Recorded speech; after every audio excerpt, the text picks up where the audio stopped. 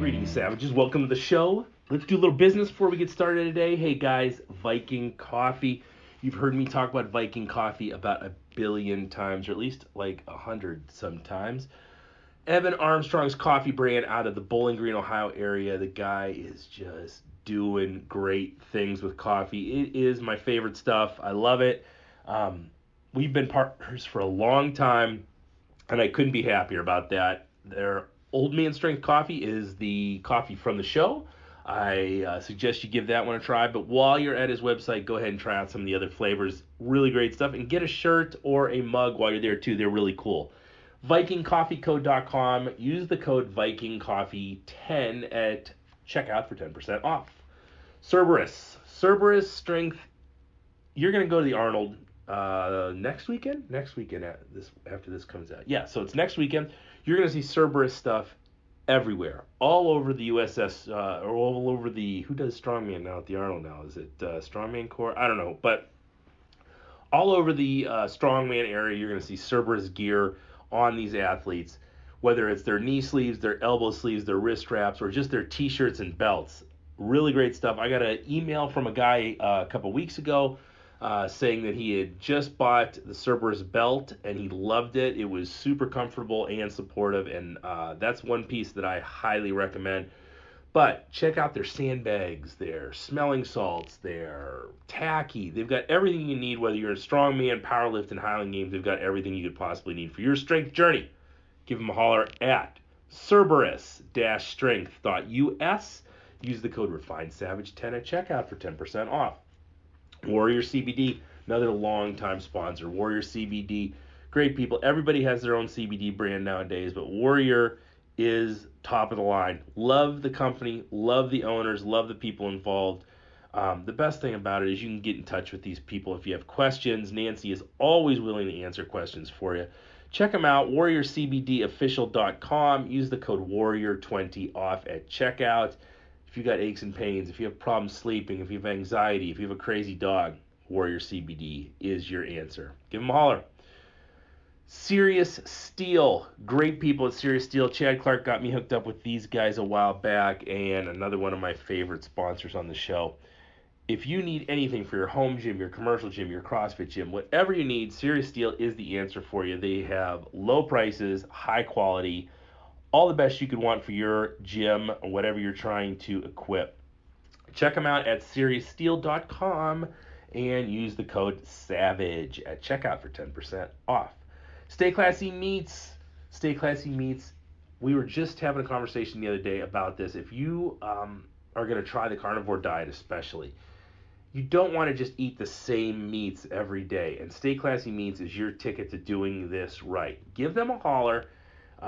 You can build your own box. You can do the bison box. You can do the elite box like I get. Whatever you need, Stay Classy Meats has it. Meat delivered directly to your house. Rock bottom prices. High quality meats. The animals are raised small farms, small batch farming in Montana. That's important for the way these animals are processed and how they're treated, and it makes a big difference. StayClassyMeats.com. Use the code SAVAGE at checkout for 10% off. Impact mouth guards. So if you are in any kind of contact sport, you want to make sure not only your teeth, but your brain pan is taken care of. And you can't do that with a cheap mouth guard. Give Impact mouth guards a shot. They will help you get a custom-built mouth guard for you. Whether you're a combat athlete, a football player, a lacrosse player, if you are a lifter trying to put more pounds on the bar, or someone who grinds their teeth at night, Impact has all the solutions you could possibly need. Give them a holler at impactmouthguards.com. Use the code REFINESAVAGE, capital R, capital S, at checkout for 15% off. And finally today, the beard struggle. If you have a big giant beard, you need to take care of that thing. Make sure it smells good. Make sure it's groomed. Make sure it's taken care of. Balms, oils, combs, straighteners. The Beard Struggle has it all on top of a hilarious Instagram page. So check them out on Instagram at The Beard Struggle, and check them out at thebeardstruggle.com. Use the code REFINESAVAGE, all lowercase, at checkout for 15% off. Today on the show, my lovely wife, Erin Renee, we talk a little bit about our most recent adventure to the Caribbean. We talk a little politics. We talk a little bit about everything. It was a great conversation, and we did it in our living room at the home at Shea Valenti, and it was very nice. And it's great to have a partner where you can have these conversations with them. So sit back, enjoy yourself, share this with a friend, and we'll see you at the end. Erin Renee. Yes. You're gonna have to talk louder than that. Yes. You have to get that microphone higher up on your collar. Your voice is very shallow for some reason. Say that. It's a shallow voice. Deep voice. So, are we done watching murder porn for the rest of the night? It wasn't murder porn. It was oxycontin porn. This is not a good one. We're watching It's alright. The Pharmacist on Netflix. Yeah. It's okay. You spent all morning watching Ted Bundy. I did. What is it about murder porn? Why do you love it so much? I feel like it's preventative. Like if Explain. So I feel like if I watch the shows, it somehow allows me to understand a little bit of what happened to the abductees, so that I don't fall for the trick. Because you think this is it's more like an educational experience. Yeah, it's preventative. So, Ted Bundy was known for faking an injury and luring these nice girls into helping him. And so basically, I'll just be a bitch. So if you show up in crushes and say you ran out of gas, I'll be like, oh, sorry about your loss, bro. Good luck. And that's how you don't die. That's pretty much what I've learned. Yeah, well, but you just continue to watch them over and over. No, it was a different one. This was a different one. But that's like the third Ted Bundy one. Ted Bundy. This is the second Ted Bundy one. The first one was the Ted Bundy tapes, I think. Files, tapes, something like that. This one was Falling for Ted Bundy, and it was from the perspective of his longtime girlfriend. But then the other night we watched the one with all the killers, the different killers. The woman who choked the guy to death. That's a different show. That's called The Killer. But what is it about these shows that, this seems to be a trait amongst women, that they want to watch these shows about people getting whacked. I can't speak for other women. For me, it's just... It's purely educational for you. Well, I wouldn't say purely, but there are parts of it that I find educational in a way, but it's more like trying to figure out what's wrong with these people and how they pursue their prey and how to not be prey. Right. Do you think, we were watching with the Ted Bundy one, do you actually think that he was sick, or do you think that there are just some people that are just evil on the planet? So this is like nature versus nurture? No, not at all. Well, kind of. I mean, it's that argument of... Nature would be, did you just wake up evil, or were you made evil? I guess. I don't know. I think there's both. I think that some people can be ill and have hallucinations, and those hallucinations are awful, and they listen to them because they are ill. And I think, everybody carries the dark and the light in them, and some people lean more towards the dark, and some people lean more towards the light. So where normal, good people lean more towards the light, I think there's probably not quite as many people who lean towards the dark, and some people who really lean hard into the dark, and they are awful, awful people. Yeah. But I think you could probably speak more to that than I can, because you've worked in prison systems and all that kind of stuff. The thing about it is when I worked in the jails, I was when I was really getting after it, when I was in the pods, I was in the adult system, I was on the ERU team. What's an ERU team? So ERU team was Emergency Response Unit. So we were a team of guys who would once a week get to train instead of actually working in the pods. And then if something bad were to happen, they would call for us. We would go down. We would suit up like Spartans, literally, like the helmet and everything. Helmet, did they have chest pad, shank vest, elbow pads, knee pads, gloves. The guy in the front had a big full-length shield, and then you would go down and extract guys from. It was so for a kid who just came out of varsity football. it was as much fun as you could possibly have working a job as an adult. Because you'd have this inmate down there, and he'd be banging on his cell, and then you'd get the call, and it was like, oh, we get the call. You get in there, and you take off your actual police jersey, and you just have your white T-shirt underneath. You put the shank vest on, and you suit up. And then the shank vest? Yeah, so it was like a Kevlar vest. Went from your like up into your throat and then past your groin. So if they had like a sharpened toothbrush or something, they couldn't get you. And then you had a like a pattern. So remember giant Larry Findish? Yeah. So Larry Findish was the shield guy. So he was the first guy through the room. But I beat up Larry Findish. Well, Larry Findish let you beat him up. Larry Findish was 6'6", 350 pounds. Yeah, big guy, and he had hands that were the size of like a bottom feeder catfish that's 30 years old. So you get up against the door and yell for the cell to be broken. They'd break the cell. All five of you would push the guy up against the back of the cell. My job was to grab one arm. Joe Barnett's job was to grab the other arm. And then we had a guy, Folly, who would slide under the legs and grab the guy's legs and pull him out from underneath. And then we would take him down, and we would each be responsible just for those body parts. And then what would you do with this person?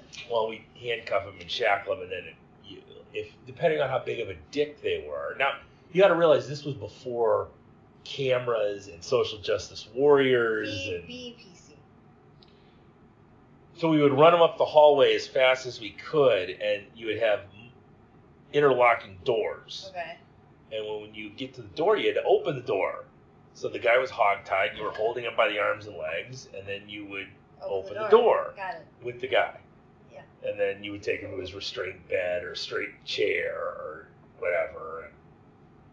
But it was fun because I was 21 years old, and that was a good time. And then I realized really quick that I didn't want to do that for the rest of my life because I figured so do you eventually... feel that these people that you were throttling through walls were evil or sick? It wasn't even that. It didn't even matter. It was, at that time, you were playing a game. It was them versus me, and we were always going to win. That was just... Well, it was them versus 6 of you.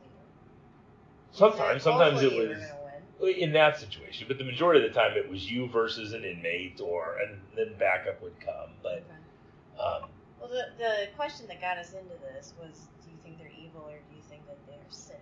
I think a guy like Ted Bundy is just evil. Why do you think that? Because I don't think that guy was sick. I think that guy was way smarter than I am, and he was way more thoughtful. He was like the Hannibal Lecter of real life. Yeah, I think he just had something wrong where he was evil. He was not a good human being. Yeah. And I might not be politically correct when I say if you get someone who maybe is sick, that they don't need to be in society. If it comes down to a sick person harming someone I care about, I would rather that person be culled away from society, whether that means locked away for the rest of his life or killed or whatever. So I think you have to be very cautious here, right? So if they're sick, that means that you're implying that there's a cure or there's a treatment. Where if they're evil, that's just their state of being. True. So if they're sick, then, maybe they go away to treatment and you try to make them better. Because there are people who are schizophrenic who have very convincing hallucinations that tell them to do things, and they listen to those because they don't know the difference between that reality and our reality. And I dealt with those people. Yeah. So I think that those folks, they're treatable to a point where you can get them to where they understand. A lot of those people refuse to take their meds, and that's when they get the problem. That's a huge assumption. A lot of people refuse to take their meds. There's a lot of people who are like that. Okay. They don't want to take their meds because it has some other weird side effect to it. They get sick, or maybe, but they're out of it, or they're loopy. I think in my experience with working with schizophrenics has been very limited. Yeah. But those who I have experience with through nursing school, etc., have very much so known when they needed their medicines and wanted their medicines because their hallucinations were so terrifying that they didn't want to deal with those. Yeah. Or it helped them understand the difference between reality as most human beings experience it and reality as they were experiencing it. Yeah, and I think as some, you have to be very careful. Well, I think as people who've never been victimized by one of these people, that's very easy for us to say.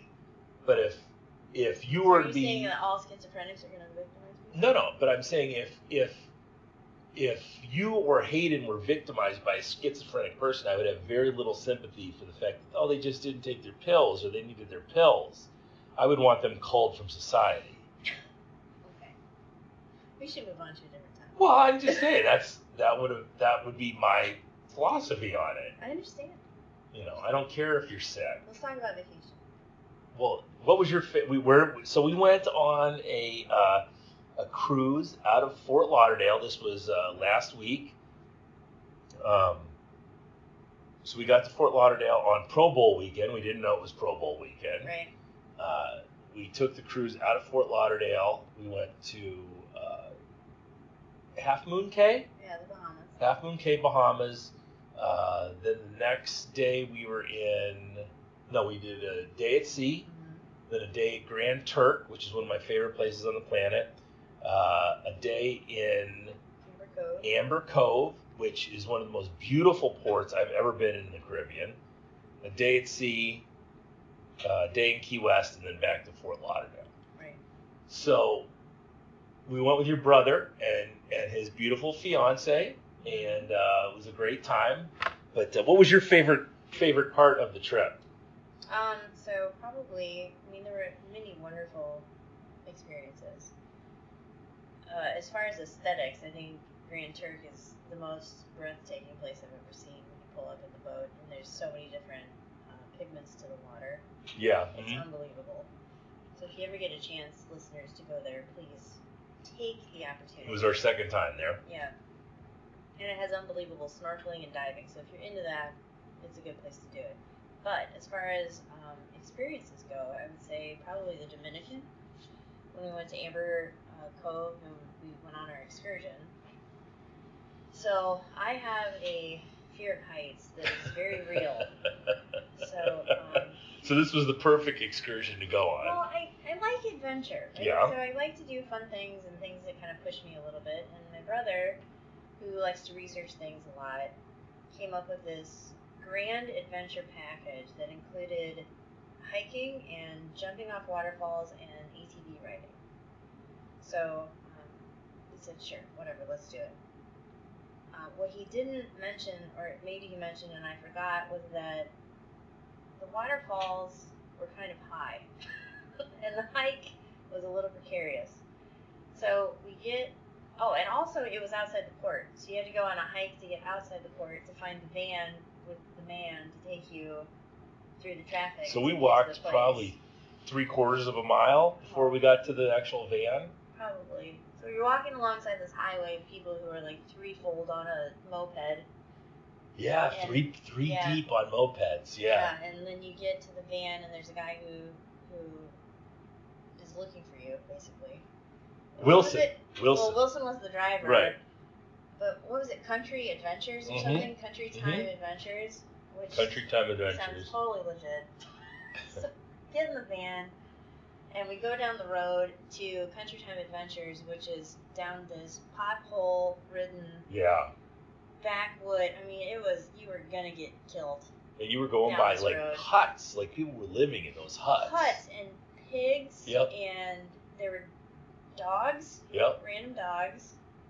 Anyway, we go down this road and we get to Country Time Extravaganza or whatever it was called. And you pull up and there's a pavilion on your left hand side and a swimming pool on your right hand side and like a small restaurant type thing. You guys ate that food there. I was really not eating any of that food.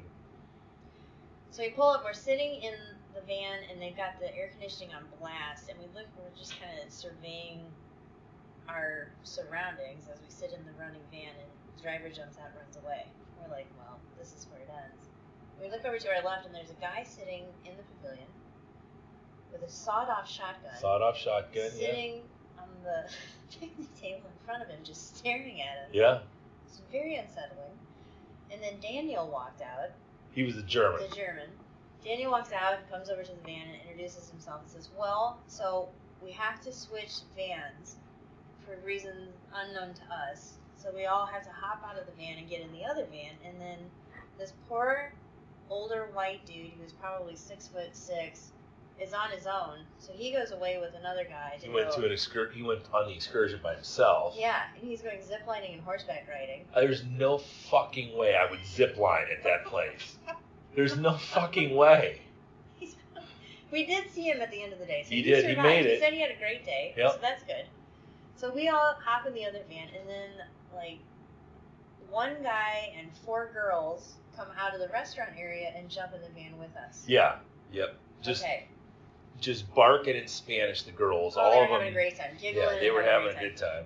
And so we take off for our grand high adventure, and we go down the road to I can't remember what it's called now. I don't either. It's a very long name, but anyway, you get to this place, and there's people everywhere milling about. And there's like a gift shop and a place where you can sign up to get photos taken, and they take you through. Yeah, no photography on the trip of your own. Right. But you could spend $60 so they could take pictures of you. Right. Or you could get a GoPro or something. Mm-hmm. So she explains all this to us. We say thank you very much, and then they hand out your helmet and your life jacket. I think I saved your brother's life because he had a life jacket on.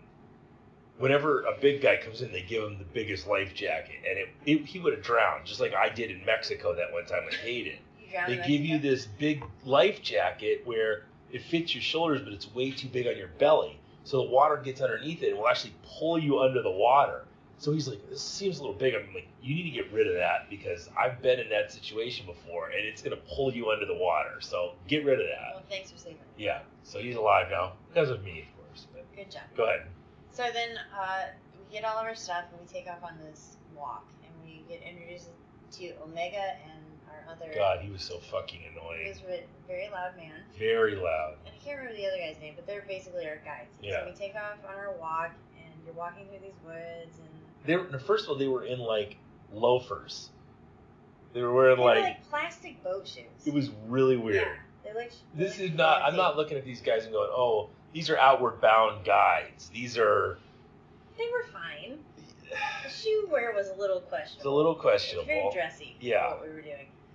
So we go on this hike, and so the first part of the hike is that you walk through these woods, and then you have to go to this brand new bridge that's built over the smallest river I've ever seen. There's no reason for that bridge to have been so it's a huge official. Bridge. Yes, that bridge was official for a stream we could almost jump over. Yeah, they were very proud of the bridge. And it was 20 feet off the ground? Yeah. I don't know. Maybe it floods there. I'm sure that they have probably did. But at the time, the river was probably 6 inches deep. Yeah, and like maybe 4 feet across. Right. It seemed excessive. Right. Yeah. So you climb up on top of this bridge, and it's one of those like iron grid bridges that you can see through. Yep. So already I'm spazzing out. So my stomach's got butterflies, and I'm starting to shake a little bit. And then, okay, just get it under control. So then you get done with the bridge, and then you're still hiking through. There's cows everywhere as you're hiking. Malnourished cows. They don't look. They look fine. very skinny to me. We're used to American grain-fed cattle. This is like normal. Dominican cows. Yeah. Street cows. Street cows. They were up on a mountain. So you're hiking up this mountain, and you're taking scheduled breaks with everybody because they don't want anybody to die. And as you get to a point where you start to climb, there's these handrails that are built on the side of these sheer cliffs that are probably 40 feet to 75 feet up in the air. So my brother, the engineer, who I love very much, is behind me, talking to me about the construction of these handrails. Now, mind you, I'm doing all I can to stare at the heels of my husband and my brother's fiance in front of me so that I'm not noticing any kind of topography deviations. Right. And Matt, my brother, is telling me how, if you're ever wondering about the strength of a construction project, the number of nails involved Right. is very important. 2 nails is always better than 1 nail. 2 nails is not great. 3 nails is pretty good. So now I'm focused on the handrails. Right. And staring at how many nails are in the handrails. And some of the downward ones were real sketchy. Well, some of them weren't connected to anything. Right. It was just a board nailed onto a board before, and Right. there was no secondary board. So Yeah. it was just hanging Yep. into the air. And it would move. Yeah. It was not perfect. But it was fine. So then we climb down the hill, and we get to this little area where they're like, okay, drink all of your water, because from this point forward, there's nowhere to throw anything away. So, Yeah.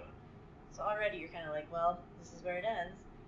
So everybody's chugging their water and throwing their bottles away. The poor guy with us, they wouldn't let wear his glasses. He was almost completely blind. Oh, God, that guy.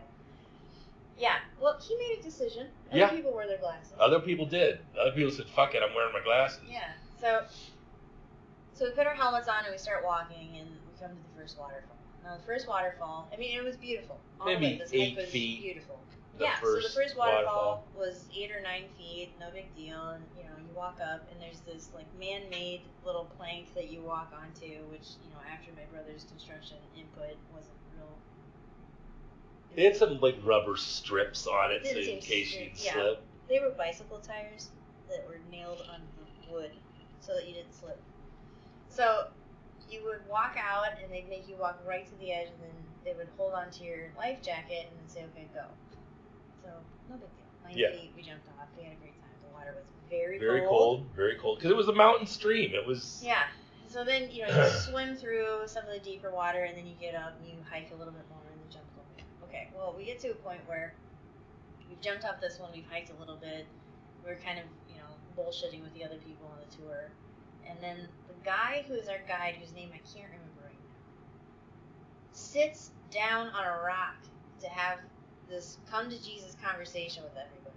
Okay, guys, the next waterfall we're coming up to is waterfall number 8. Oh, the big one. Yeah.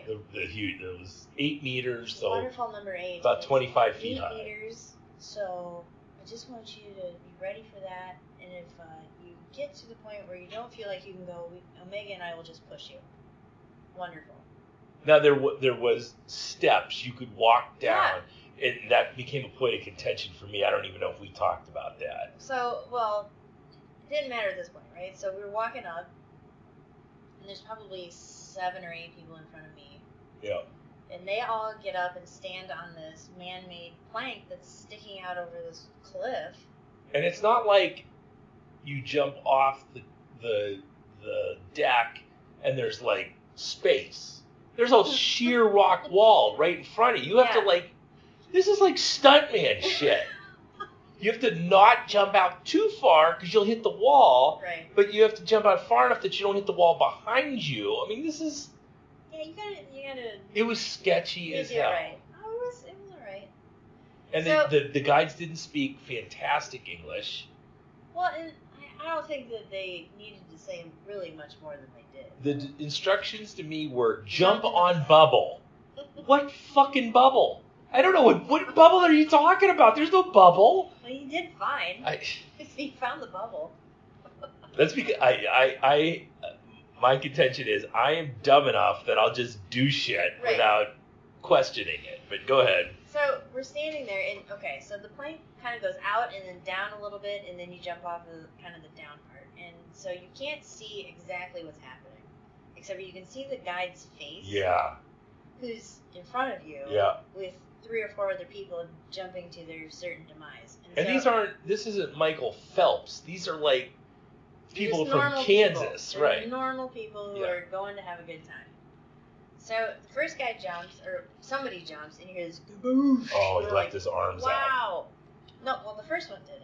Right. But then, like, the second or third one, somebody left their arms out, and it sounded as if a tree had split in half. He probably still is feeling whatever smack he got off that water. Good. And then the guide's face was like, oh no. Yeah. So, I'm 3 people back thinking, well, I'm not doing this. And at this point, I was going to go in front of you, but you were just like, fuck it. You went right down there. Yeah.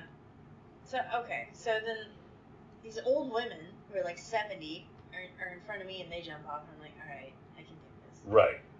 So I get down there and I'm waiting for this old woman to swim, and she's taking forever. And then the guide is like trying to explain things to me, and at this point I start to vibrate. Yeah. So like my whole body is shaking, and the guy has a hold of my jacket, and I'm like, please stop talking, just let me jump, because otherwise 25 it's feet over. is very high. Well, it is high, and the unexpected thing is when you haven't jumped before from 25 feet, the rate of acceleration that occurs is terrifying. Yeah. So you jump off, and there's like a moment where you hang, Yeah. and then it's just constant acceleration until you hit the water. Yep. And that to me was just, it was such a foreign feeling. Yeah. That when I hit the water, I was shocked, but also my stomach was somewhere around my forehead area. So then you go underwater, you know, and you're trying to regroup and pop back up, and everything's fine then. Yeah. Yeah, that whole like build up to jumping off was just absolutely terrifying. I was super proud of you because I knew how scared you were to do it, and you were just like, fuck it, and you just went. And I was like, okay, all right, well, I'll wait for her to swim out of the way so that I could go, but I was amazed. It was fun. It was a good time. So that was probably my favorite part of it. Well, then I came off that 25-foot jump, and your brother came off, and then that older lady came off. I don't know if she was older than us. She looked older. Yeah, I mean, she just looked like your normal. So let's say maybe 2 kids, had glasses. 40 to 50. Yeah. Glasses, chunky. Yeah. Probably barely 5'2" or 3. Yeah. Did not look like she was like in shape, healthy, could handle a 25-foot fall. And I grabbed the back of your brother's life jacket. I said, oh fuck, I don't want to watch this. And I was just, my eyes were glued to her, but I didn't want to watch because I honest to God thought this was going to be horrific. She still got her glasses on. Yeah, she did. She jumped with them on. And she just said, I'm getting after it. And she just jumped off. It was awesome. And and she came up out of the water, and I said, you are a fucking savage. Yeah. I've never seen anything like that. And what got me was there was a guy who walked down the steps. I don't know how you watch that lady jump off that cliff and go, nah, I'm just going to walk down the steps. How do you... I don't remember the guy walking down the stairs. He walked... There was one lady that I remember. There was a girl and a guy. I don't know if they were together or separate, Maybe. But he walked down the steps, and I looked at him just like, we're not even the same species. We can't even be... I never would have been friends with that guy.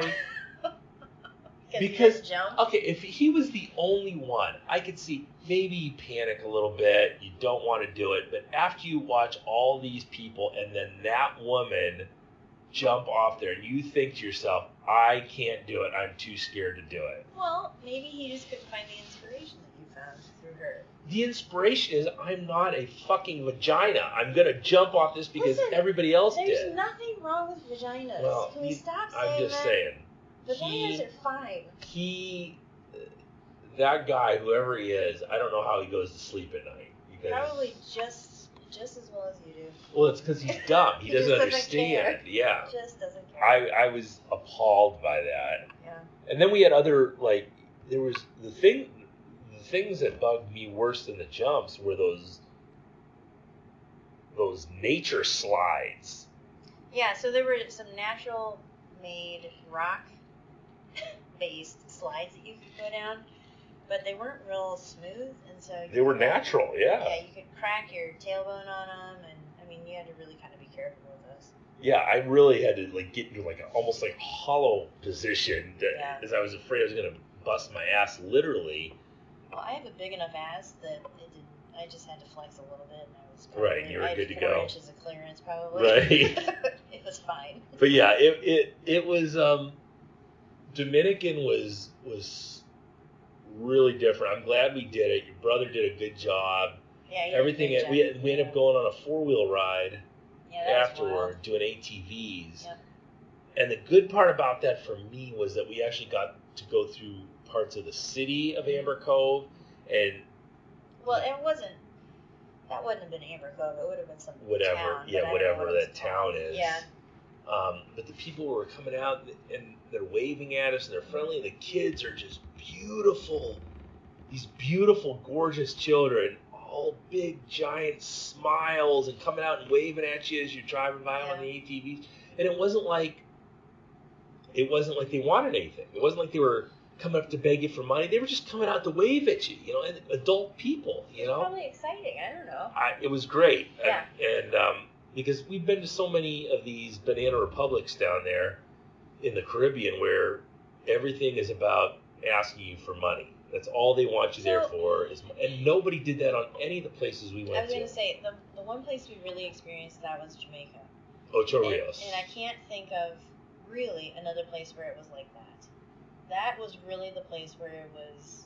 Well, what was good was... over the top. Nassau and the Cayman Islands, you had gendarmes right off the boat making sure that didn't happen. So the police in the white hats and the white jackets. Yeah, those were cool. Yeah, and I think that's why they were awesome. there, to make sure they didn't jump you. But in Ocho Rios, it was the Wild West. They were all over you. That was really the only place that I did not enjoy of all of our adventures we've gone on. Yeah. And eventually, we found a spot to go enjoy and watch people try to drown themselves, but... Well, I always tell the story, when we were in Ocho Rios, everyone wanted something, but all the cab drivers were trying to get you.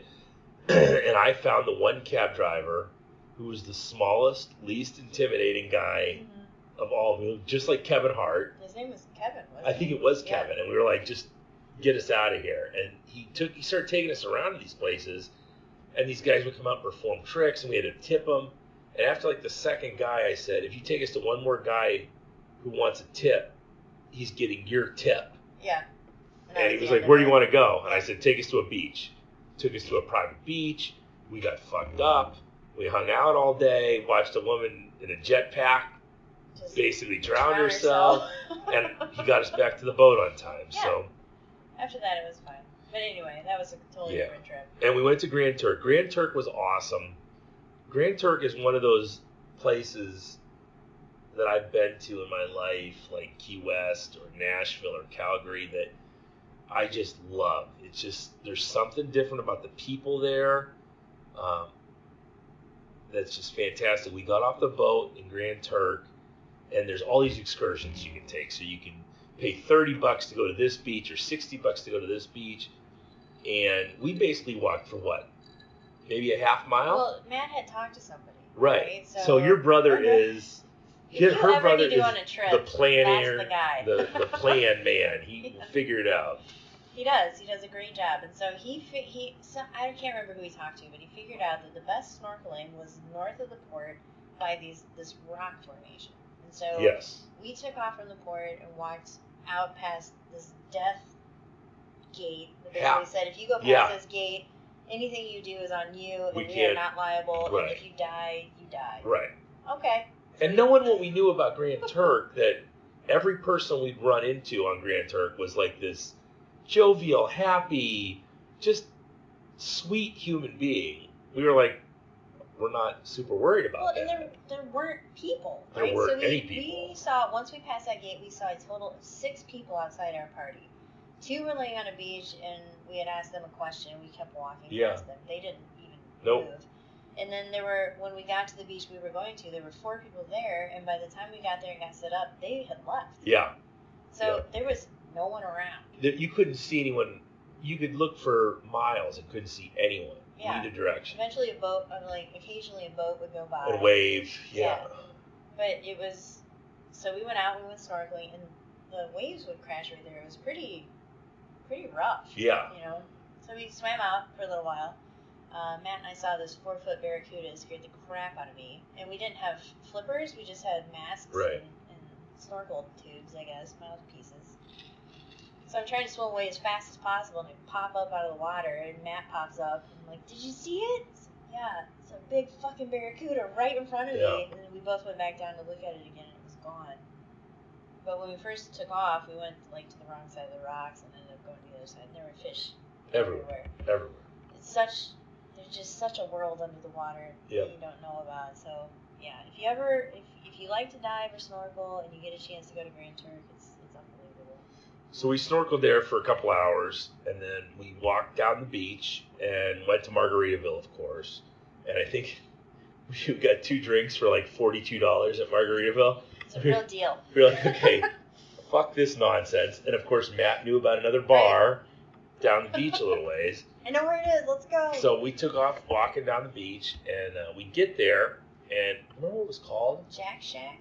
Something, yeah, Jack Shack. And I go up, all right, I'm getting us all drinks. So I go up to the bar, and Joseph, the bartender, a local, is bartending, and there's this white lady running the bar. I guess Matt had talked to her, and she had like sold everything, come down here to open this bar, and hired all the locals. So Joseph, this nice young man, is pouring drinks, and I walked up to him and I gave him the symbol for 4, and I said, I need 4 drinks. So he throws 4 cups up on the counter, fills them full of ice. I said, Captain Morgan and Diet, which was going to be my drink, and I watch him pour 3 of the 4 drinks with Captain Morgan. And I'm like, wait. And he looked up at me. I said, I need 4 separate drinks. And the look on his face was like, oh shit, I'm in trouble. Well, the owner comes walking up behind and goes, Joseph, what'd you do? And I go, he didn't do nothing. I ordered 3 drinks. So Joseph looks at me and I said, Diet and lime and all 3 of those. So he puts Diet and lime. She said, are you sure? I go, no, I'll drink these. These are fine. Don't worry about it. So I walk over to the table with my 3 Captain Morgan and Diets and put them down, and I said, and I'll be back with the 3 of your drinks. So I went back and got their 3 drinks set up. And we drank there all afternoon. And But wait. We drank there all afternoon, but I don't think we drank like 19 rounds of drinks. We probably had like 3 rounds of drinks, maybe 4, right? I don't know. I had obviously been overserved. But I'm just saying, when we got the bill, $200. it was $200 plus. Yeah. For 4 people to drink. Well, I guess that's what, 16 total drinks if we had 4 rounds. It would have been a lot more at Margaritaville. Well, no kidding. But I'm just blown away by the math. Right. Regardless, But we had a great time. the best thing is this lady had such a scam. Yeah. So I go up, and we weren't sure we were staying there. So she's like, "How do you want to start a tab?" And I said, "No, we'll just pay as we go." And she goes, "I'm a lady. I only let you stick it in once." Disgusting. And I was like, "All right, well, I guess we're running a tab then." And it's such a scam, but it's a great scam, and that's what I love about the Caribbean is you have these pirates that are still just preying on people, and we ended up with a $200 plus bar tab, and I'm not gonna say what else happened at the. There were dogs there. There were 3. There was all sorts of things that happened, but anyhow, you guys got thrown off a bounce house in the middle of the water. We did. You and Katie tried to go. So they have this inflatable island that's posted up, like anchored to the beach, and there's kids and stuff jumping on it, and there's probably a 5-foot diving board or something. Yeah. It's not even diving; it's an inflatable ledge. Yeah. Basically, you jump off of. So we go running down there after however many cocktails, and I jump onto the inflatable, and I'm running out there, Fully bikinied up. not caring. And the guy is screaming at us that it's, wait, You have to pay me. You have to pay. And we're like, what? So I just, plop down on my bottom and turn around and look at him. I'm like, wait, we owe you money? He's like, yeah, it's $15. I'm like, Fuck get that. it. We're out of here.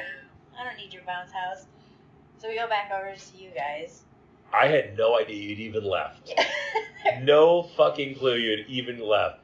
But we had to go back to the boat at this point. I don't remember getting back to the boat. Do you remember the dogs on the way back to the boat? Nope. There were 3 little dogs. They all looked exactly the same. I saw the dogs earlier in the day, but I don't remember them on the way back. I don't remember paying the bar tab. Well, I don't remember going back through showing my passport. I don't remember any of that. well, you made it. You got back. We got back. So we had snorkeled. We had spent all day at the beach bar. We got back to the boat. We made sweet, sweet love in our cabin. And then afterwards, I went downstairs and proceeded to eat 6 12-ounce ribeyes. Like an absolute pig. I ate 12 ribeyes. And we watched a movie. Probably 4 lamb chops and a bunch of sausages. Yeah. It was the most disgusting. gluttonous thing I've ever done in my life. Disgusting. I ate 4 of them, and then we were sitting out and watching the movie, and 10 minutes later, I'm like, I gotta go back and get some more. And I went back and got 2 more ribeyes. Leaves me at the movie by myself to go eat more. Yeah.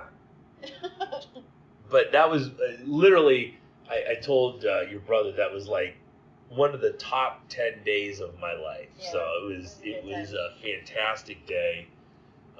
Everything I loved, from snorkeling to the Caribbean to booze to sex to meat, I had everything at my disposal that day, and it worked out really well for me. So, good. And the next day was Dominican, and then we ended up in Key West. Yeah, we had crummy weather. That was the only bummer of the whole trip, is that we had shitty weather in Key West. And for anyone who's listened to the podcast knows how much I love Key West. But we got to hang out with Quincy. Quincy Perkins, who's been on the show before, ended up showing up at Captain Tony's. I beat my brother in pool that day. Right, that was a big moment for me. Yeah. So that was good. Quincy was telling us about these incredible documentaries he's working on, one involving someone who may or may not be Ted Bundy's daughter. The other one was about the amount of hijackings that went on between Florida and Cuba in, I think it was the 80s, where people were hijacking these small planes. And Quincy's amazing in it. And if really people nice out there haven't, I'm so glad you got to meet him, because... And his daughter's taking piano lessons, so yeah. Pitter patter goes my heart for that. If you haven't listened to the episode with Quincy Perkins, go back and listen to that one. He's one of those people in my life who came into my life, and automatically I just totally fell in love with him. I mean, he's just like... Are you having an affair? No, he's just the most incredible human, and I just love him to death. And he's like Kidway and Crystal are the same way for me, Well, some people just click. Yeah, and I just totally dig him. And so go back and listen to Quincy's episode. He's coming up to Detroit in August, and we'll get him back on the podcast, and I'm sure he'll have a ton of stories. His father, I read his father's book, and I can't think of the name of it. It's like Sex, Salvage, and Secrets. That might actually be the name of the book, Sex, Salvage, and Secrets, by Reef Perkins. And let me tell you, what a fucking amazing story that guy had. So Quincy comes from good stock, and it was good to see him in Key West. And the weather shut us down a little bit. We hung out a little bit at the Salty Angler and Two Friends and Schooner's Wharf. I almost ate shit a bunch of times because my flip-flops were a little worn out. Captain Tony's.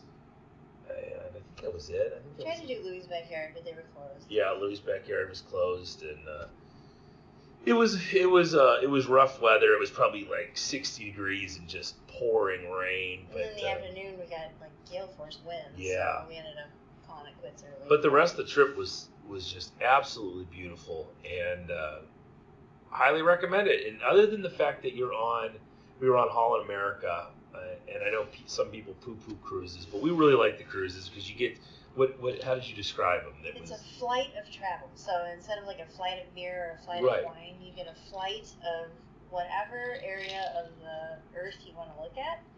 So maybe you don't like something so well. Well, don't worry.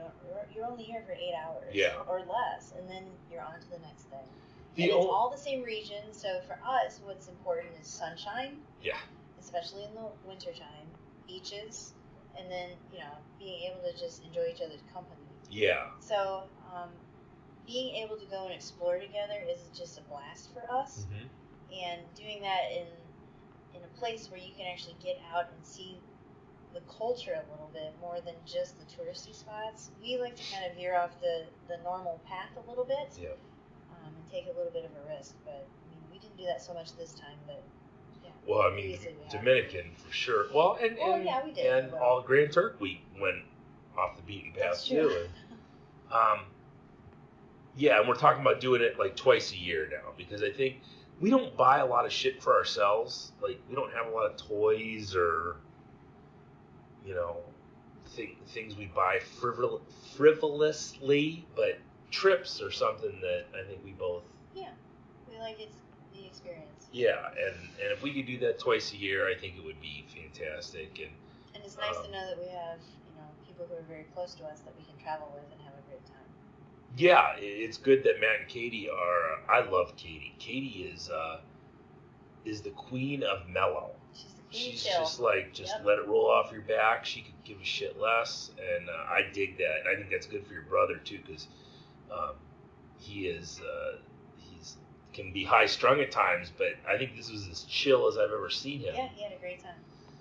Yeah, so that it worked out really well, and it's nice to take that midwinter break and get back into it, and now we're back at the gym and back to normal life, and it's going good. But yeah. What else do you want to talk about? Who are you gonna vote for? Are you gonna vote? I don't know. Did you vote last time? No, I don't think I did, but that was because I wasn't too enthused about anybody. You enthused about anyone this time? I don't know.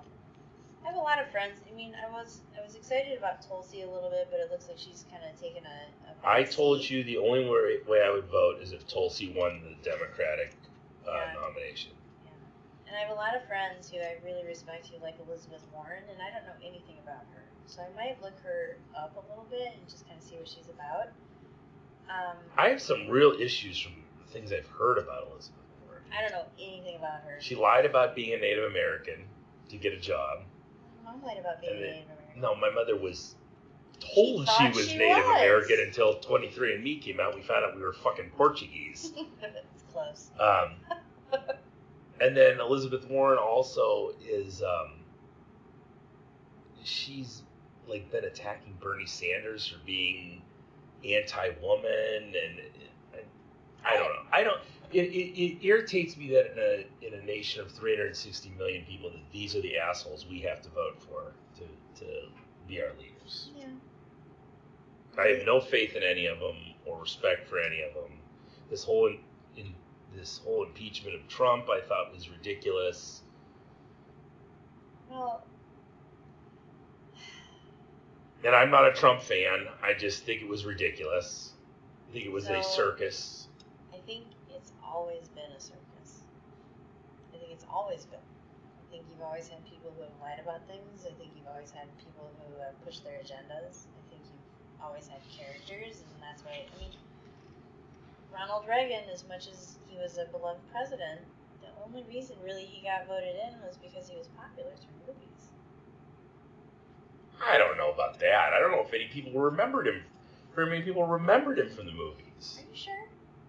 He was in the movies in the 60s. And when did he get voted in president? 84? So 83? it's like saying in the 20s, if you were 20 years old, you were watching him in the movies, and then when you turned 40 and you became more politically active. I think he got voted in because he was the antithesis of everything that Jimmy Carter was. Perhaps. But people also knew him. The same way Trump was the antithesis of everything Barack Obama was. And people knew him from TV. Well, yeah. He's definitely a game show host. I mean, that's what Trump is. So I don't think that a lot has changed. Yeah, it's a popularity contest. That's all. I mean, I don't know. I'm a little uncomfortable talking about politics in a public forum just because of where I work and all that stuff. And I know it's just me talking for me, but it just makes me nervous to talk about it. Yeah. I'm not nervous to talk about it. I don't have a real job. I'm not nervous to talk about anything. I don't really care. I say things all the time that I don't. It is what it is. Yeah, right.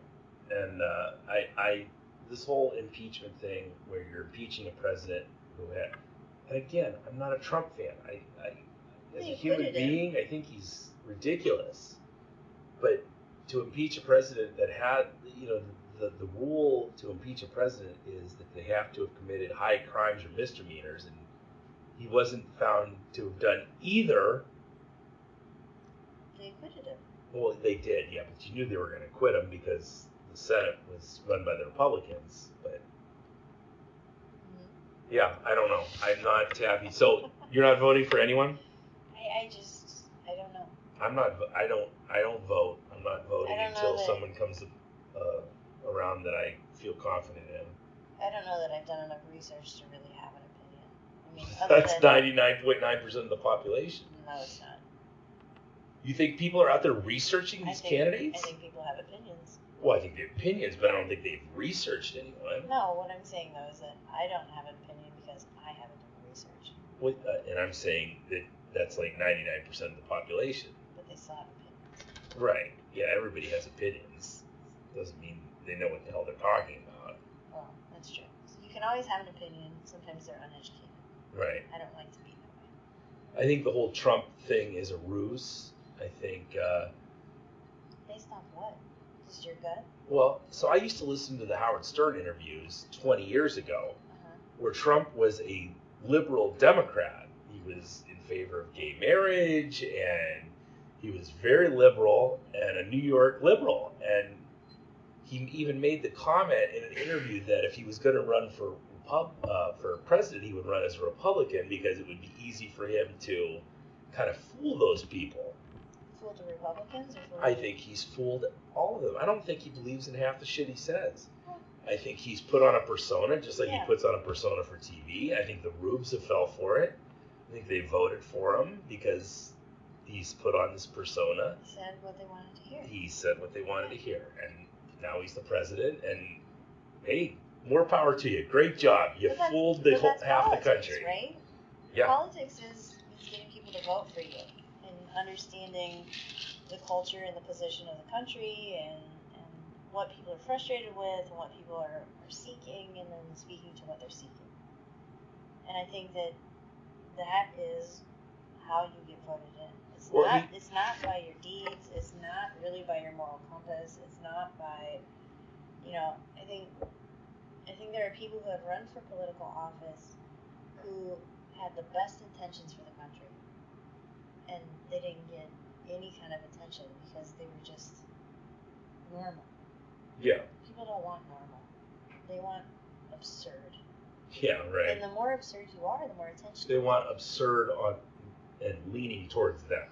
Yeah, it's absurdly in my direction, but be absurd so you get attention. Well, and I think what put him in office was the pushback against Obama, and people were frustrated. They were frustrated. So he had this huge swing to the left, followed by a huge swing to the right. And I think he'll win again in November, and then after he's done, you'll get another huge swing to the left.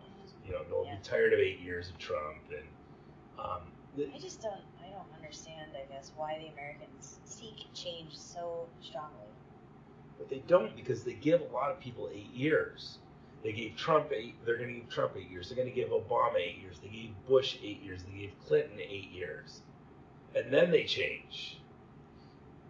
I think they just get tired of it and move. When Obama was elected, Obama didn't get elected by black people. Obama got elected by white people because the majority of the people who voted by number were white. Yeah. And it was a lot of people who were like, let's vote in a black guy. Let's do this. And, okay, great. But I think that's a misnomer that people thought that, that this was a huge turnout of minority voters, and it wasn't. It was the same voter turnout that just decided we've had enough of the old white guy in power. Is that true? As far as voting demographics, it was. Yeah, they when they broke down who voted. Okay. Well, I mean, I'm tired of old white guys too. I don't know any of this stuff, right? So when you say things like that to me, it's like, okay, what's your source for this? But that was so long ago that I'm pretty sure you don't have a source to cite. So I don't know any of it, so I can't really say, oh yeah, that makes sense, or no, it doesn't make sense, because I don't know, right? Well, just by the virtue of being minority, you would have less voters than the majority. Right. Right. Percentage-wise, that makes sense. Right. But I think maybe historically there have been less minority people to show up at the polls than there were the year that Obama was That's what I'm saying. So I don't know that you can say. And I don't know if you're going to get the minority vote out for, say, Bernie Sanders. I don't know. I mean, Bernie Sanders seems like a nice old white guy, but I don't know why anyone would be excited about voting for him. A lot of people were. Yeah, I don't understand why you would be. Well, I think a lot of people are excited about the idea of free education, and they're excited about the idea for free health care, and Yeah, all but those things. there's no such thing as that. Well, someone's got to pay for it. I understand that, but that's what he's talking about, right? And so that's a very exciting thought. I'm going to run for president and talk about bringing back dragons. You can do that. Right. Some people It doesn't very excited about exist, that. but people will be very excited that I'm going to bring back dragons. Well, I mean, if you could make like a chicken breathe fire. Yeah. Close. Chicken lizard. I don't know.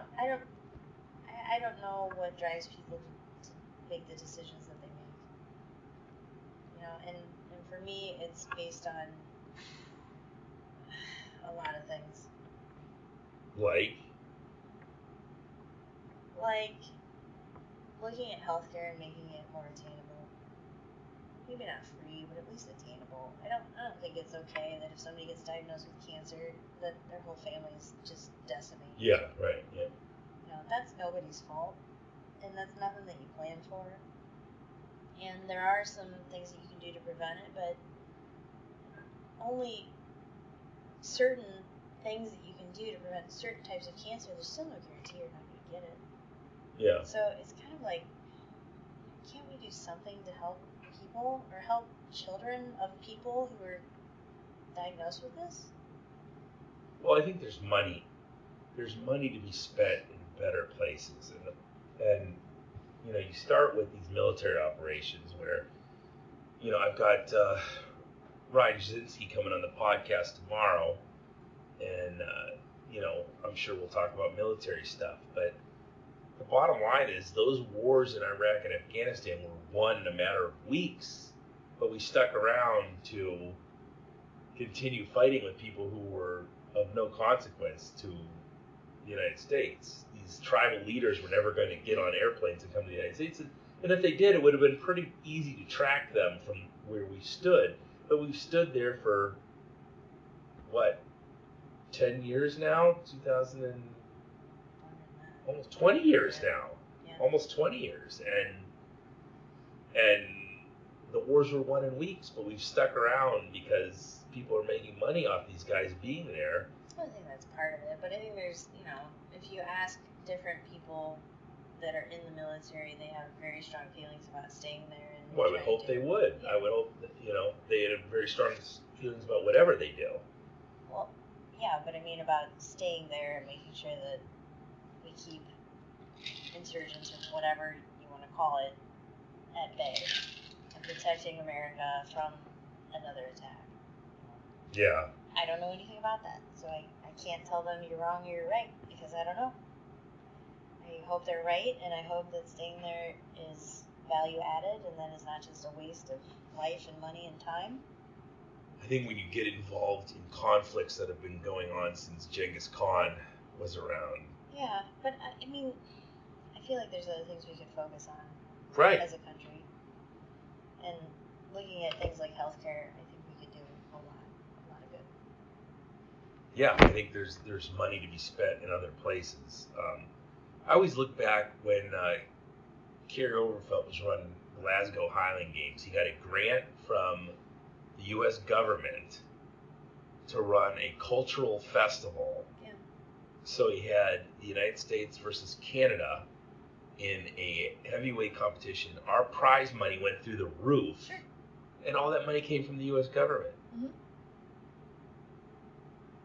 There was probably a lot better ways to spend that money than to give it to, 10 guys throwing Highland Games. Did you win?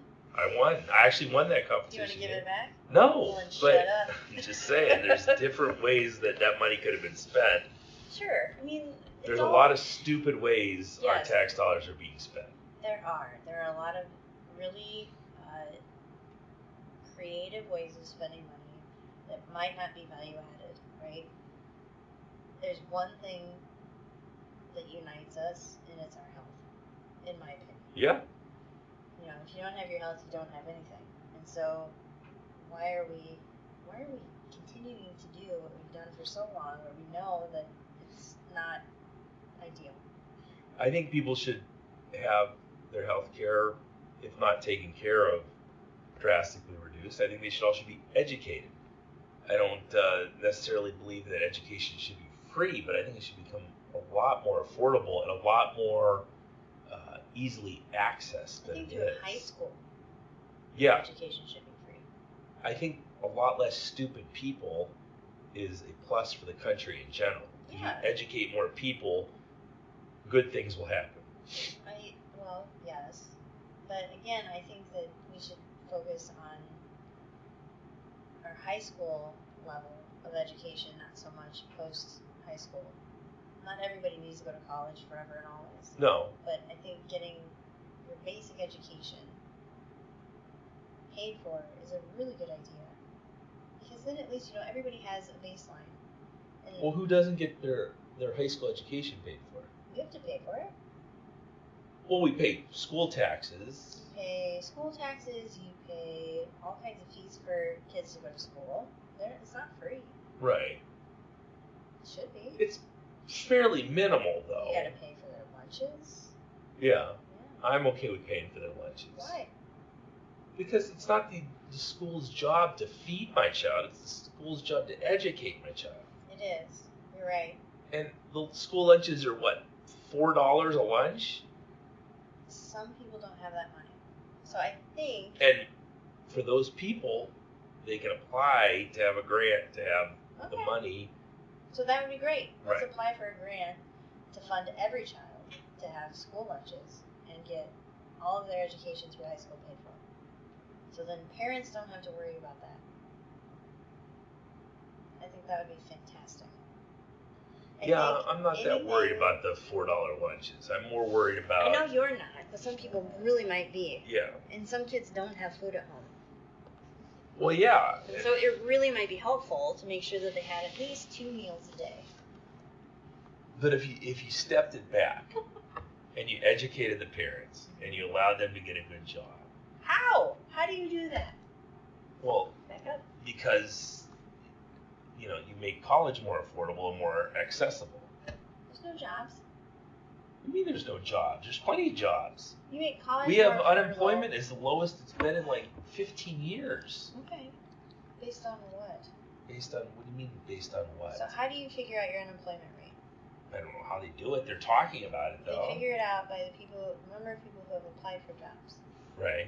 not the number of people who are unemployed. Well, I don't care. If you're not willing to apply for a job, I don't care about you. I'm not worried about your child not getting a $4 lunch because you're not putting in the effort. You should just die. If you're not going to put in the effort to live, I'm just saying, the unemployment rate is a bit of a misnomer. So when people are like, oh yeah, unemployment rate's way down, maybe some people have just given up. well, Or maybe they're just living off of unemployment. I can't relate to those people. That's fine. I don't get it. I just think, as far as politics and money goes, spending money on healthcare and spending money on education through high school is probably value added for the entire country, the entire group, not just. I don't have a problem spending money on high school. I don't think it's that expensive to go to public high school. I think the fees are minimal. Pay to play. And all that stuff. Well, it should all go away. That should all go away. it should go in. That's a money grab, and schools will never get rid of that have it. It should. But again, that's not education. That's playing yeah, but it's football. physical fitness. Well, physical fitness in schools is ridiculous to begin with. It's almost non-existent. But yeah, I would just like to see more health care and more education for people, so there's less unhealthy, stupid people. And So think I that feel makes like we're country saying the better. same things. It's just that you're arguing little minuscule points. I just don't think high school's that expensive. I just, and I think that they're just doing these little money grabs that, I don't think when you look at poverty in this country as opposed to poverty in Amber Cove, Dominican Republic, it's the same thing. They talk about poverty in this country, and I don't think it's the same poverty. There's I think the poorest people in the United States still probably live a lot better than the average people in the the Dominican Republic from what we saw. Maybe. You don't see people living in shacks. I still don't think that's okay, though. It isn't. I'm just saying, I don't know if people And really I don't understand poverty in this country. Well, I don't think comparing poverty to another country's poverty is the right way to do that. I think you have to look at where you are in your country, what your standards are in your country, and then make it better for your country. Not, hey, we're doing okay because we're better than them. No, and the thing is It's not how you get better.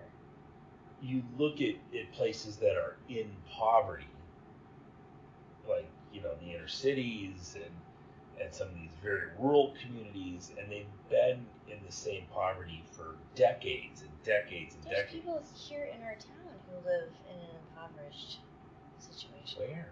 All over. People who are under that threshold for making a certain amount of money are considered, I don't know if that's the right word, impoverished, but they're, I can't think of the right word. They're poor. Well, I mean, yeah. They're all over. There's kids who deal with hunger all over. There's families who deal with not having money to pay rent all over. There's churches who help fund those people.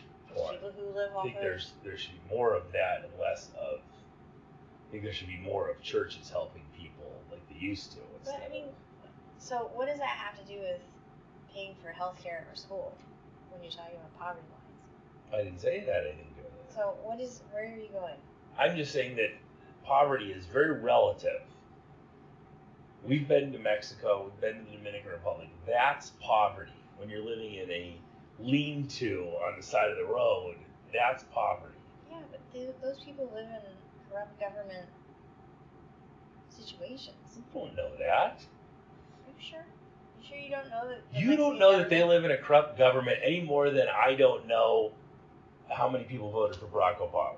Well, you don't know anything about the government of the Dominican Republic. You're right, I don't. But I've heard things about the Mexican government. Right. And how they're not really on the up and up. Sure. Okay. And so when we went to Mexico and we saw the places that people are living. You need to speak louder, too. Sorry. You are not going to... Any of this speak. Okay, then you're so going to bitch bitch at me Mexico, that the microphones aren't picking up the mic because you're speaking in definite whisper. Unlistenable. This is unlistenable.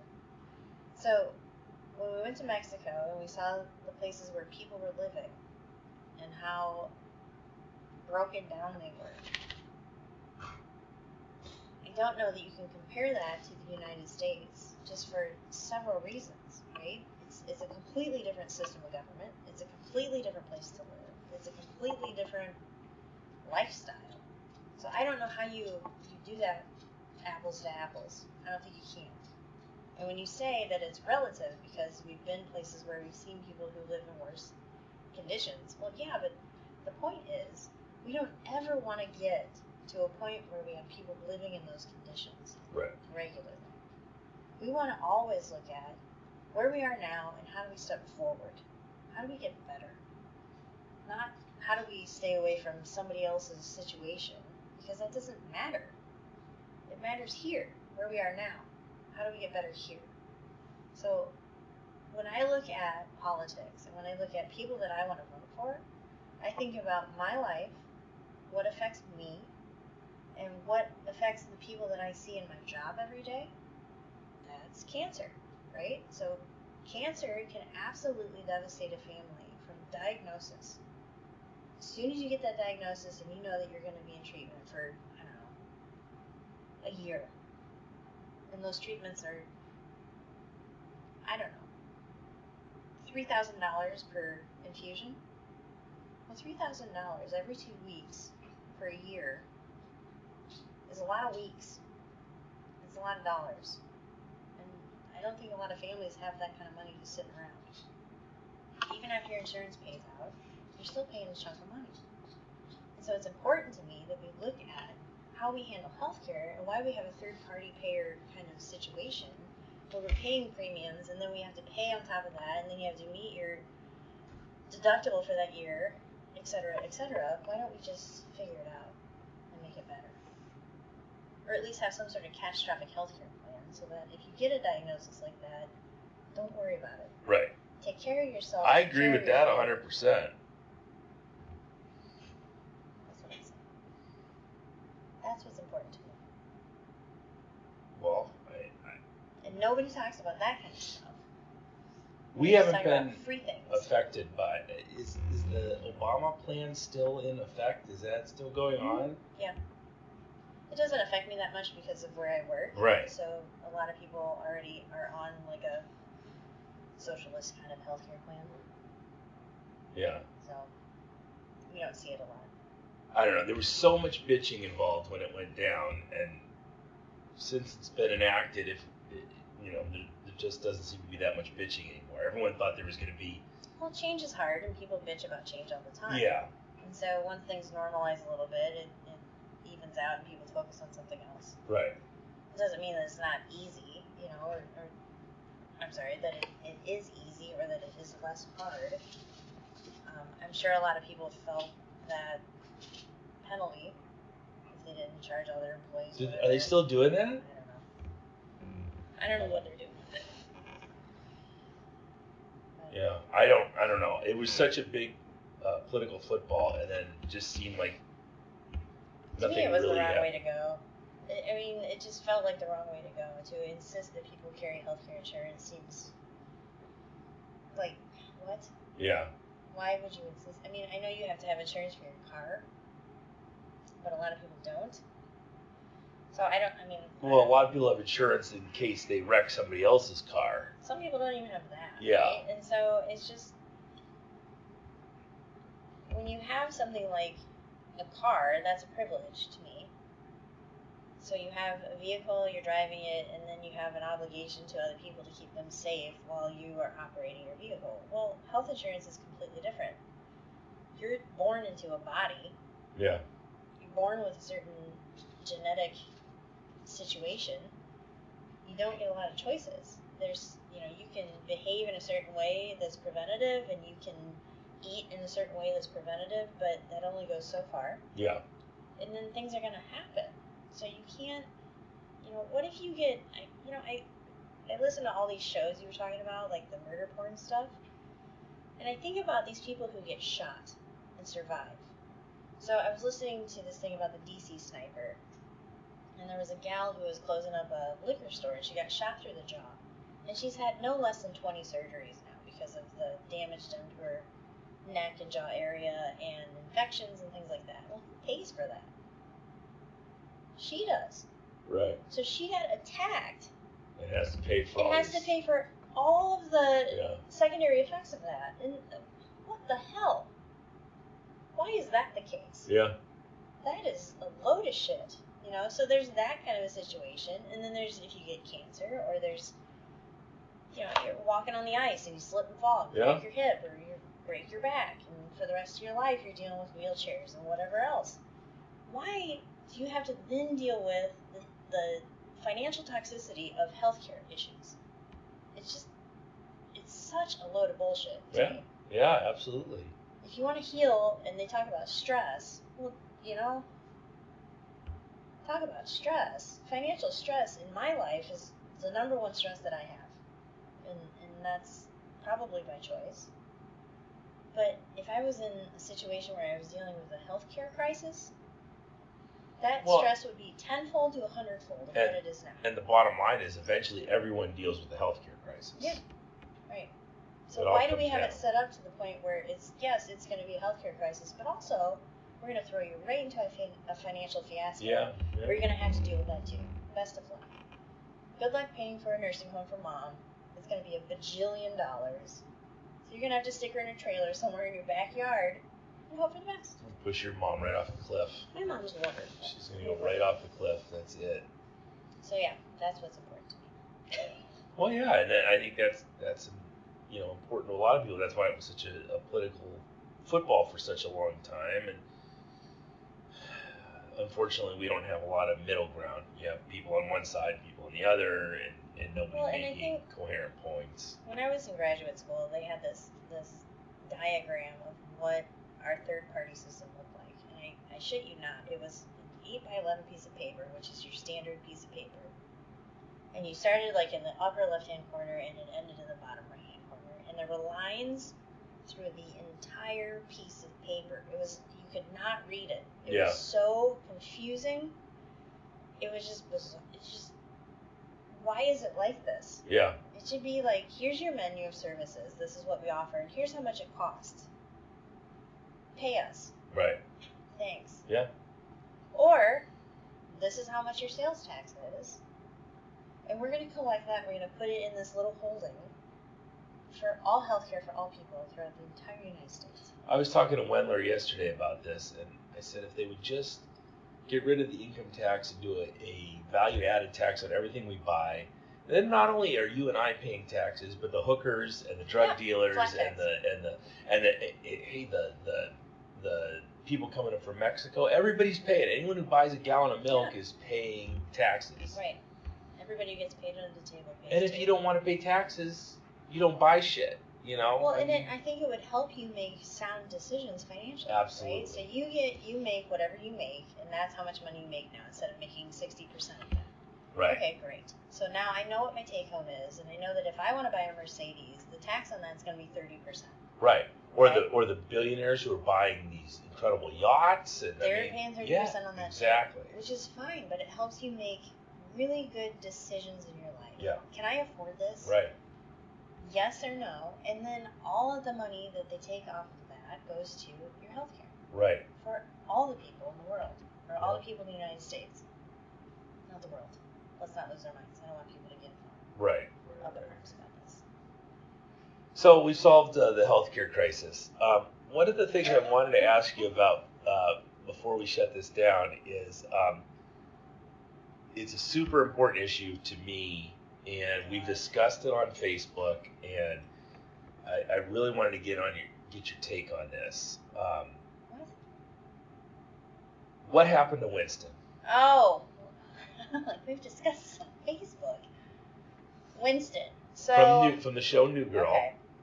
He starts out super straight. The first couple seasons as very straight, very level-headed, very reasonable, and then at some point the wheels come off and he turns into a lunatic. Yeah, who I love, by the way. I love his character.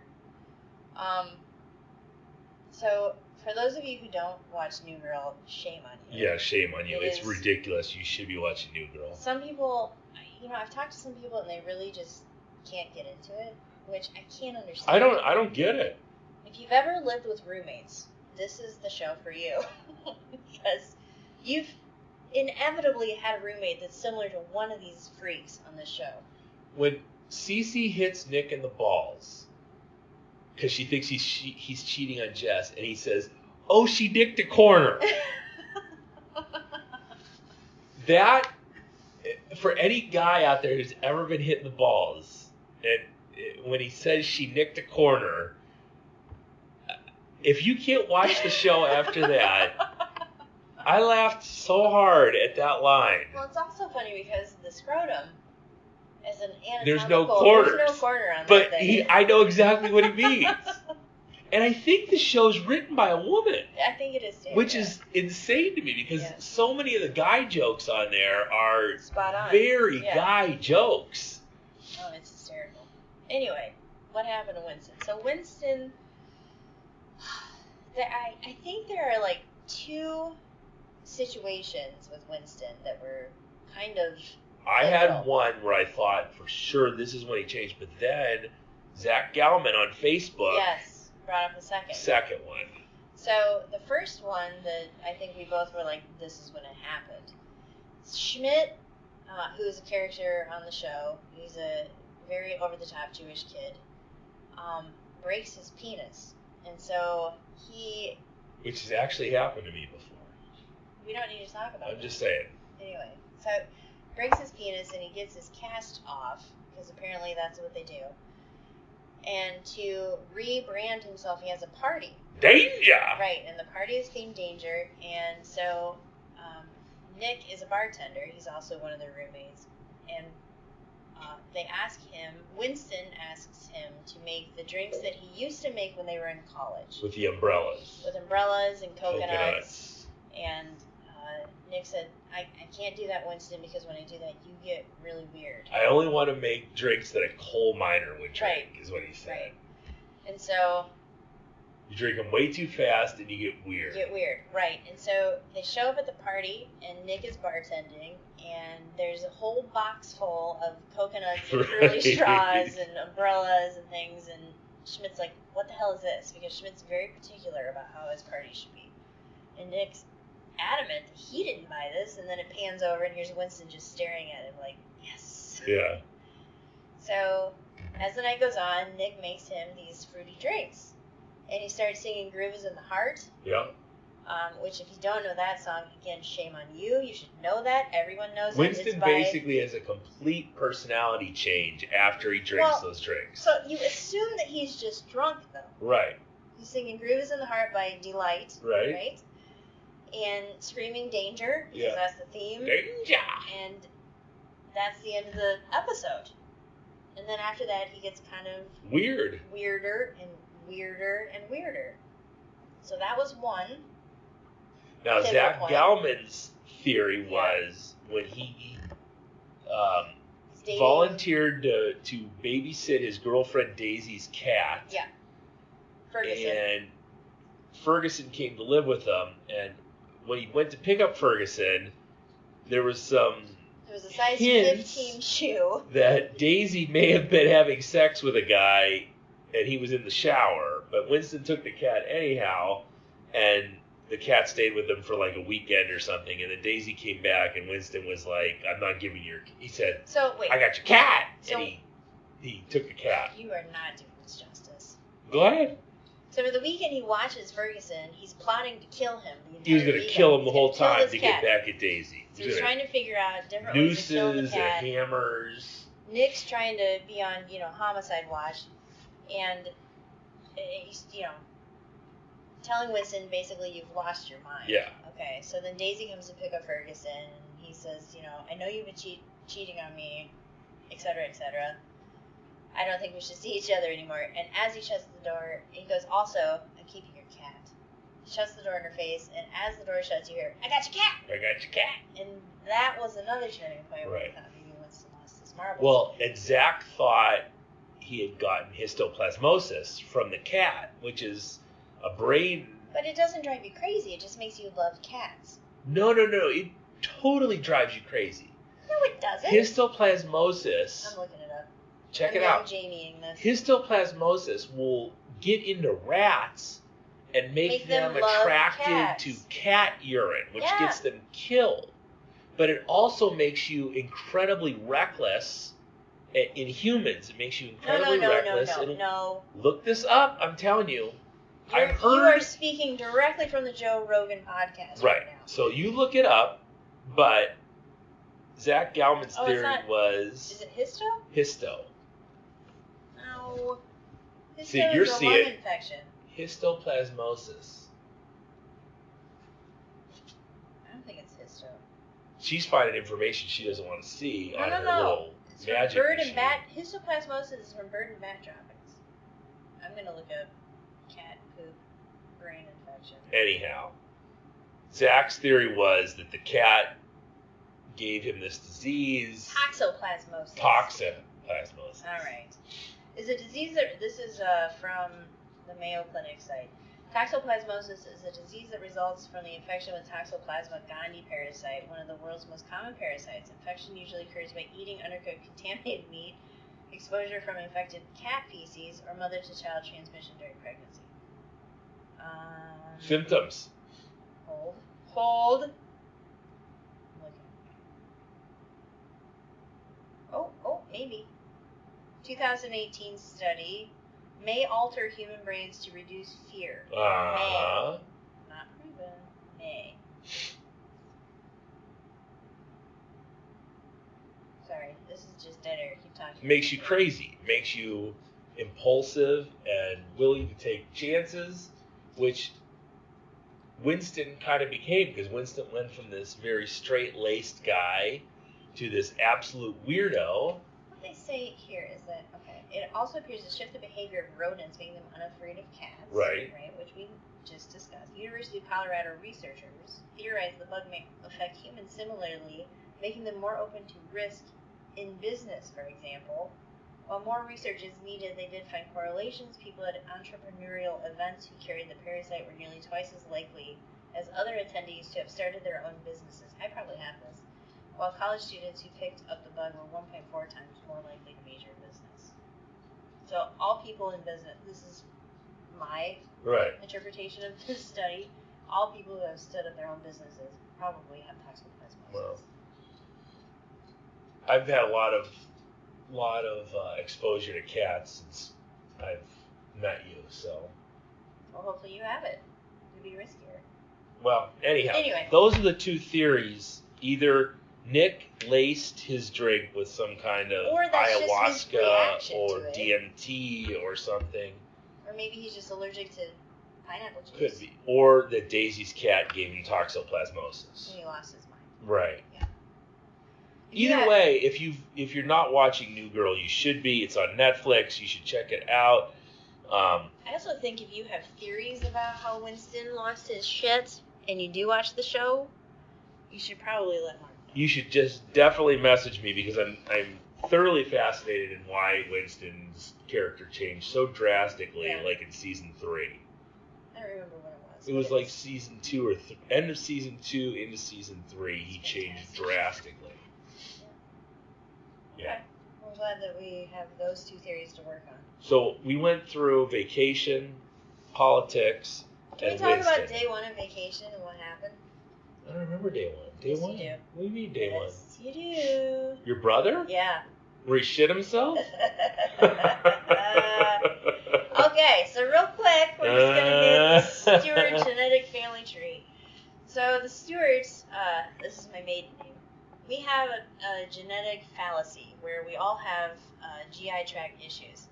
And my poor brother, day 1 of the cruise, I don't know if he lost I can't believe you're telling the story. Oh, I'm telling it. Why not? Go ahead. He told it. Yeah, he did. It's hilarious. So day 1 of the cruise, I think he maybe lost. Also, we had the drink package, and so our goal was to day hit your the brother is drink. an enabler, number 1. What do you mean? He was constantly trying to get me to hit that 15 drink number. That's all he does. That's my whole life. He was you can constantly. Do it. You can do it. And there were many other points on the trip where he was like, "You should do that, Mark. Here, do this. I'll get this for you. Do this." That's right. It was so constant. give you all the equipment you need to kill yourself. Yeah, that was my whole childhood.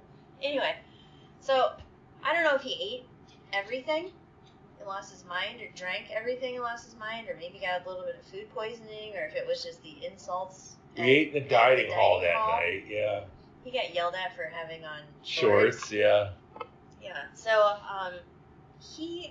the next morning we wake up at 8 o'clock and we're going to go work out, and we're waiting at like our meeting spot, and Matt doesn't show up. And so they show up later, and Katie is like, "Oh man, he had a really rough night. What happened? Well, he didn't sleep much." Why not? So Matt shows up, and he's like, "Listen, I was up all night because I woke up. You know how when you wake up and it's like you have no time to get to the bathroom? It's like, so I wake up, I'm in a strange environment, it's pitch black, the boat's moving a little bit, and I'm sprinting to the bathroom, and I'm not sure where it is. So I'm trying to, and we had a adjoining cabin door, so he's trying to open the cabin door to our cabin, and then he figures out that that's the wrong door, and then he runs and hits the bed and goes flying across the bed, shits his pants, goes in the bathroom, gets into the bathroom in his stateroom, and Matt, I'm so sorry she's telling this story. And whatever hell occurred. So then it ends up where Katie wakes up in the middle of the night and she hears the shower running. And she's like, what in the world? So she goes to the bathroom, opens the door to find my brother. Waffle stomping his shit down the drain.